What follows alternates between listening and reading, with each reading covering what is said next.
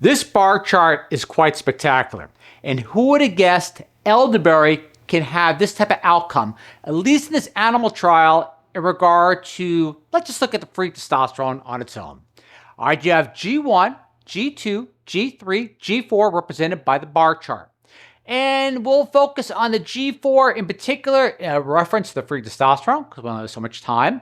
And what you're looking at is literally over a 12-week period of time to the consumption of 260 milligrams of a freeze-dried elderberry extract, an increase of 267% in free testosterone just through the consumption, once again, of 260 milligrams of elderberry over a 12-week period of time. In fact, so much so, the researchers stated that that increase brought or normalized testosterone levels to the same level as, in this case, young rodents. So the younger animal model per se. So that is quite spectacular. Now, the title of this particular study, and who would have guessed elderberry of all things? Effective elderberry extract intake on normalizing testosterone concentration in testosterone deficiency syndrome, rat model through regulation of 17-beta hydroxysteroid dehydrogenase, 5-alpha reductase, and cytochrome P450, 19 subfamily A member 1. All right, that's a complex title, but the outcome, pretty simple to see. So, looking at that bar chart, let's look at the backstory first to see where the researchers postulated how elderberry may have this type of impact. To proceed, oh, by the way, people are probably already trying to do the math in your head.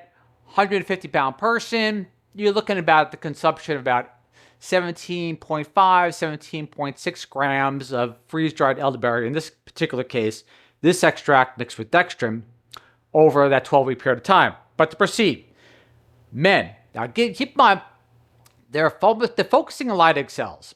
Now, there's also the postulate as well, without adding publisher bias, ovarian Leydig cells, I believe it's pilot cells. But again, we're focusing on the Leydig cells in regard to this male rodent model first. The rest is another hypothesis for a future study. Men experience Leydig cell and mitochondrial dysfunction due to the accumulation of reactive oxygen species during aging, leading to hormonal imbalances in the body. This results in symptoms of testosterone deficiency syndrome, TDS, as testosterone levels decline. Consequently, there is a growing need for alternative therapies, such as phytotherapy, to regulate testosterone secretion. Again, focus on Leydig cells. As a result of the TT analysis, the G2 to G4 group that we both saw increased by approximately 113.4%, 219.3%, and 267.1% to be precise, compared with the control, the G1 group, respectively, and the increase was statistically significant in the G3 and G4 group, needless to say. In particular, it was confirmed that the total testosterone level in the high-dose administration group recovered to a level similar to that of young rats. That is pretty amazing. Again, if it translates equally to human models, we're going to solve a lot of issues. Now to highlight, therefore, we confirm that the KSB191, I'll show you how they made it in a second, increased low testosterone levels in aging animal models by increasing enzymes related to testosterone synthesis and decreasing enzymes related to testosterone degradation. Now that's important because the body's always trying to seek balance. Now here's where it gets quite spectacular. To proceed, the increased testosterone levels in the body ultimately exert negative feedback on the hypothalamus pituitary gland, reducing the release of gonadotropin-releasing hormone, luteinizing hormone, and follicle-stimulating hormone. This feedback loop ensures that testosterone levels remain within the normal range. Any disruption in this feedback system can lead to hormonal imbalances and endocrine problems. Now, here is the part that's quite spectacular. To proceed, look at the chart. Everything seems to be okay. But to conclude with that one topic. In this study, no significant changes in the levels of these hormones between G1 and G2 to G4 groups was observed. meaning the feedback loop stayed intact and it didn't seem to detect any imbalance. To proceed in the methods, not a complicated procedure altogether. The freeze-dried extract powder, elderberry fruits extract, and dextrin mixture gave the yield, and that's why they called it KSB191.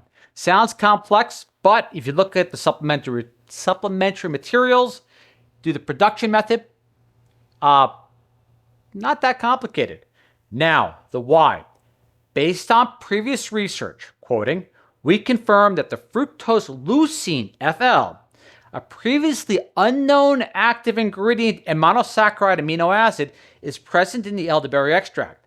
This plays an antioxidant role by significantly reducing the reactive oxygen species production in the TM3 Leydig cell. Again, whether this translates in the future to ovarian Leydig cells will have to be determined.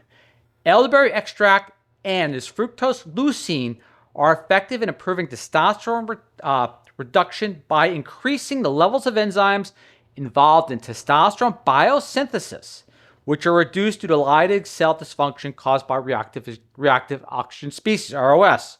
To conclude, in the study, KSB191, the freeze-dried elderberry extract, has been shown to act on enzymes that increase testosterone concentration, as well as enzymes such as 5-alpha reductase and cytochrome P450 19A1. That reduced testosterone in the body, resulting in overall higher testosterone concentrations. Let me reiterate that so I could speak it a little clearer. In the study, KSB191 has been shown to act on enzymes that increase testosterone concentration, as well as enzymes such as 5-alpha reductase, CYP19A1, that reduce testosterone in the body, resulting in overall higher testosterone concentrations, without, it appears, affecting any of the negative feedback loop. One more time, let's bring up that bar chart because now it comes all together. And that is quite spectacular. What an incredible discovery over something simple, in this case, as this freeze-dried elderberry extract. Do you realize how many people that can help overall without creating any sort of abnormal imbalance? Just by restoring, potentially, if this translates equally to human models, testosterone levels to that of younger animal models, per se. Now imagine an older gentleman to have the same testosterone levels as younger gentlemen. That's kind of what we're trying to do a translation of without equating too much and giving a publisher bias. Again, animal studies and human studies, different microbiomes, a lot of different things in play, but still just the same. Pretty darn promising. Elderberry, who would have thunk? But still, just the same. Gratitude to the researchers for discovering this, or basically pursuing it further. I am humbled you watch and look forward to seeing what you and I discover next week. Again, just to reiterate, 260 milligrams of the freeze-dried extract per kilogram was the dosage utilized in the animal model over a 12-week period of time. Gratitude, thank you, and look forward to see what you and I both discover next week. Catch you all next time. See you. Bye.